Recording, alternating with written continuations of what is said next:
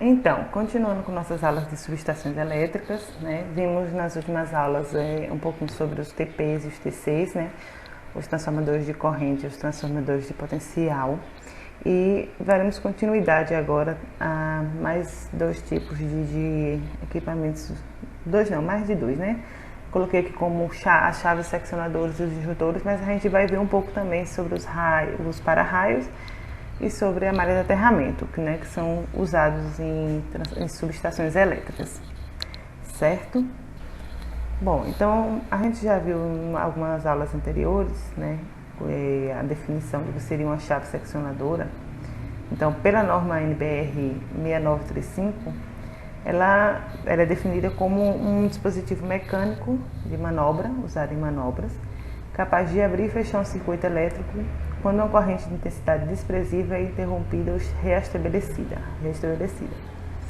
Também é capaz de conduzir correntes sobre condições normais do circuito e durante um tempo especificado, né? Correntes sob condições anormais, como um curto-circuito.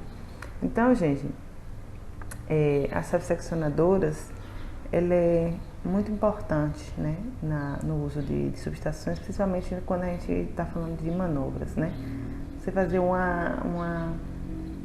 fazer uma manutenção numa subestação, né? Então a gente precisa estar muito focado no uso desse tipo de chaves, né? Porque ele vai ser usado nas manobras aí que estão sendo realizadas em subestações, certo? Então essas chaves, né, elas são usadas aqui na seleção e na utilização adequada das chaves em sistemas de alta tensão.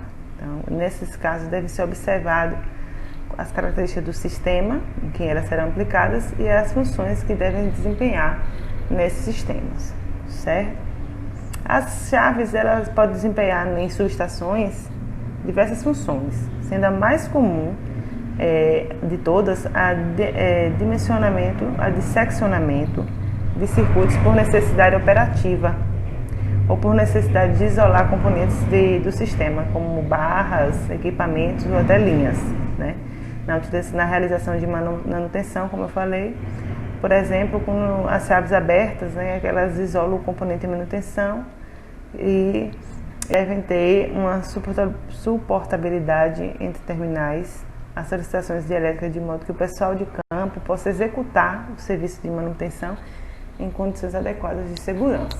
Então, quando a gente fala o uso da chave seccionadora em subestações, né, a função principal dela é por necessidade operativa, né? Quando você está querendo isolar certa parte do circuito, você utiliza para a realização de manutenção, vão estar utilizando aí as chaves seccionadoras.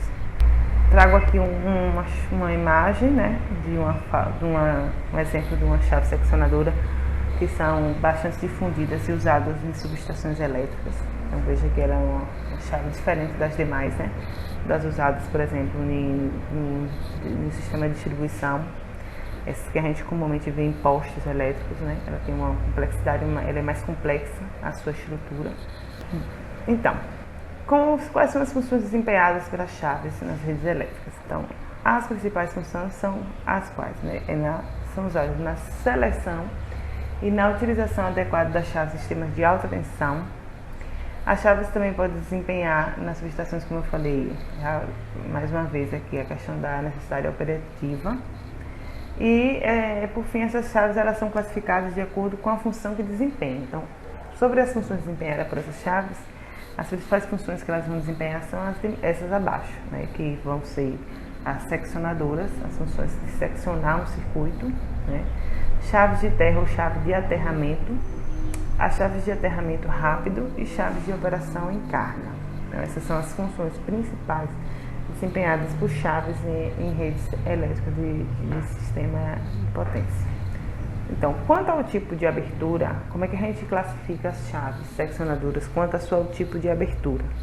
Né? Quando elas podem ser de quais tipos? Ela pode ter abertura vertical, né? Onde o nome já próprio diz, né? Ela abre por cima, né? Verticalmente. E esse tipo de chave é a que ela apresenta melhor desempenho, né? e também geralmente ela é classificada também como uma das mais caras de tipos de chaves seccionadoras, ok? Então a gente vai estar vendo uma imagem mais na frente, e no módulo de vocês também tem, quem quiser dar uma olhadinha com mais detalhe, né? Ele tem aqui algumas informações importantes no módulo de vocês sobre esse tipo de chave, né? Ele diz que a chave é composta por 3 colunas de isoladores fixados sobre uma única base, como a gente viu na imagem, está no módulo, mas aqui também tem no slide. O movimento de abertura ou fechamento do contato móvel é feito em um plano que contém o eixo longitudinal da base e é perpendicular ao plano de montagem da mesma, né? Devido a essa forma construtiva, a distância entre as fases pode ser reduzida ao mínimo possível, né, permitido, podendo ser utilizada em correntes muito altas. E a chave de abertura vertical pode ter montagem horizontal, vertical ou invertida. Ela é bastante aplicada para isolar equipamentos e circuitos e para desvio de bypass ou com a chave seletora. Então, ela atende a todos os níveis de tensão e corrente em uso atualmente, né? Que a gente está usando atualmente. Também apresenta boa resistência a curto-circuito, pois por lâmina fica apoiado nos 2 extremos, não há risco de abrir sob ação de arcos. Então, essas são as informações importantes sobre as chaves que tem a abertura vertical. Quanto à chave que tem a dupla abertura lateral, certo? Que a gente também tem a imagem aqui mais na frente, ela vai ser composta por 3 colunas de isoladores fixos sobre uma base, né? Sendo a coluna central equidistante das suas colunas externas. Eu digo distante, até a mesma distância. Com essa distância, ela é geralmente equivalente à distância entre as fases, ocupando assim pouco espaço horizontal. Okay?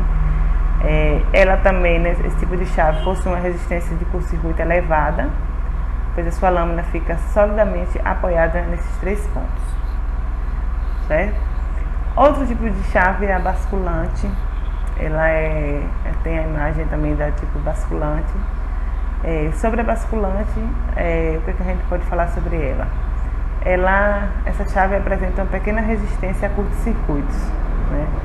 Então, quando você está trabalhando com você tem muito, né, aparecer curtos-circuitos nesses sistemas, o ideal não é usar esse tipo de chave. Quanto à chave lateral, também a gente tem a foto dela aí. Esse tipo de chave também é composta por 2 colunas diferentes das anteriores, são 3, fixadas a uma única base, né? Normalmente, esse tipo de chave é usada em tensões de até 69 kV. Então, por isso ela apresenta algumas desvantagens, né? Porque a desvantagem maior é que a gente não pode ter tensões mais elevadas, né? O máximo que pode ser usado aí é até 69 kV. Sobre a chave de abertura central, ela é composta também por 2 colunas de isoladores, então a gente vai ver na imagem posterior. E esse tipo de chave ela tem uma desvantagem, né? Uma grande desvantagem dela é que pelo fato de seus terminais se apoiarem nas colunas rotativas, e isso vai exigir as articulações para não introduzir esforços na linha. Então, a grande desvantagem dela é que o apoio dela, né, vai ser em colunas rotativas, não fixas como os demais. A chave com abertura simplificada já é uma chave usada somente em redes de distribuição, né? Então, vamos ver uma imagem dela também posteriormente. A chave aqui de aterramento, ela é composta por uma coluna de isolantes fixas, possui os contatos fixos e sua lâmina fecha paralela aos isoladores, né? Podem ter montagem horizontal, vertical ou invertida. A de operação com vara de manobra, a chave é composta por colunas de isoladores fixas, né? A abertura e fechamento da lâmina dá-se através de engate de vara de manobra, então geralmente esses que a gente costuma ver mais em postes, certo? O de alcance, fechamento ao alcance vertical, também chamado de vertical reserva, esse tipo de chave é composto por 2 ou 3 colunas de isoladores, né? O movimento de abertura ou fechamento dessa lâmina é feito em um plano perpendicular ao plano de montagem da base. Ela exige 2 possibilidades de montagem dos contatos físicos, em coluna de isoladores invertida ou diretamente no barramento. E por fim temos as lâmpadas fotográficas, né? E aí eu não, no slide de módulo de vocês tem uma imagem dela, né? Ela é uma lâmina articulada para um lado, dobrando-se sobre si mesmo. Essa chave vai apresentar as mesmas vantagens de fechamento vertical com relação ao arranjo e a economia de espaço. Então ela é bem mais econômica na questão do espaço, né? Ela ocupa menos espaço do que as demais. Então, gente, eu trago aqui uma imagem, né, todas essas chaves, né? Tá aí no módulo de vocês também tem. Quem quiser dar uma lida com mais detalhe sobre como é a configuração dessas, certo? Podem estar dando uma olhada aí no módulo. Então aqui a gente tem a imagem das chaves, certo? Que eu falei anteriormente. Temos aí a de abertura vertical, a basculante, a lateral, a tipo central, a tipo aberta simplificada e com vara de manobra, né? Então essas são as chaves aí, as configurações das chaves que a gente falou aí anteriormente. Quanto ao tipo de operação, as chaves ela pode ser de duas formas: a chave de acionamento manual e de acionamento automático, né? Hoje a automação está tomando conta, né, da tecnologia, então hoje em dia mais o acionamento automático é o mais visado. Então no caso da chave de acionamento manual, a gente tem chave de acionamento direto, dois tipos, e a chave de acionamento manual em grupo. E já o acionamento automático, né, a gente tem o operador elétrico, o operador pneumático, o operador hidráulico e também ele pode ser operado por energia acumulada. Já tem essas quatro formas aí de acionamento automático. Bom, os disjuntores. Então, os disjuntores também, né, já é outro tipo de equipamento, também componente usado em subestações. São os principais equipamentos de segurança de uma subestação, além de ser os mais eficazes dispositivos de manobra em uso nas redes elétricas. São capazes de conduzir, interromper e estabelecer correntes normais e anormais especificadas dos sistemas. São usados para controlar circuitos, ligando e desligando em qualquer condição, conduzindo corrente de carga e proporcionando uma supervisão automática das condições do sistema e de sua operação. Elas devem ser instaladas sempre acompanhadas dos seus respectivos relés, bem dimensionados inclusive. E são o que são os relés? São elementos responsáveis pela detecção das correntes elétricas do circuito e que tomam a dimensão de acionamento ou não do disjuntor. Ele é que vai determinar se o disjuntor vai ser acionado ou não. Então, sempre na sua instalação, ele vai ter que ser acompanhado do seu relé. O disjuntor, sem o acompanhamento dos mesmos, né, dos relés, ele vai tornar-se uma chave de manobra, sem qualquer característica de proteção. Então, quando você liga um disjuntor sem o relé associado ao mesmo, ele vai simplesmente funcionar como uma chave, né, de manobra e não vai estar protegendo o circuito, que é, no caso, a sua função principal aí na proteção de uma subestação. Aqui nós temos imagem de alguns disjuntores aí no sistema, numa subestação, certo? Veja que era uma imagem bem diferente dos disjuntores que nós costumamos ver. E as principais disjuntores, quais são as principais funções? Ela abrir em tempos tão curtos quanto 2 ciclos, mesmo tendo permanecido na posição fechada por vários meses. Ela precisa ter uma função em posição fechada, quando ela estiver na posição fechada. Esse equipamento deve estar apto a interromper a corrente especificada em qualquer instante, sem causar sobretensões elevadas. E na sua posição aberta, esse equipamento deve estar apto a fechar em qualquer instante, possivelmente sobre o curto-circuito, sem causar danos aos contatos. Então, essas são as principais funções, das três, né, principais funções dos disjuntores no sistema de subestação. Também aqui há mais algumas funções, né? A gente viu 3 anteriormente, aqui a gente vai ter mais algumas. Interromper rápido e sucessivamente a corrente do circuito, conhecido como ICC. Então ele também vai ter que ter a capacidade de interromper, estabelecer e conduzir correntes nominais de carga do circuito por longo tempo, suportar a tensão do circuito que está instalada com os contatos abertos, então ela precisa suportar essa tensão. Ser capaz de fechar um circuito em curto imediatamente após abrir ou reabrir para eliminar esse curto-circuito e suportar os efeitos do arco elétrico, né? Bem como os efeitos eletromagnéticos e mecânicos do primeiro meio ciclo de uma corrente de curto-circuito e também os efeitos térmicos dessa corrente. Então elas têm que estar atentas aí às funções dos disjuntores. São essas as funções principais dos disjuntores no sistema de subestação elétrica. Então, os tipos que nós vamos ter comumente são os disjuntores a óleo, os disjuntores a ar comprimido, o disjuntor ASF6 e os disjuntores a vácuo. Né? Então, no módulo de vocês tem informando aí detalhadamente quais os tipos aí, algumas informações importantes sobre cada tipo de disjuntor. Então, é bom vocês darem uma lida, né?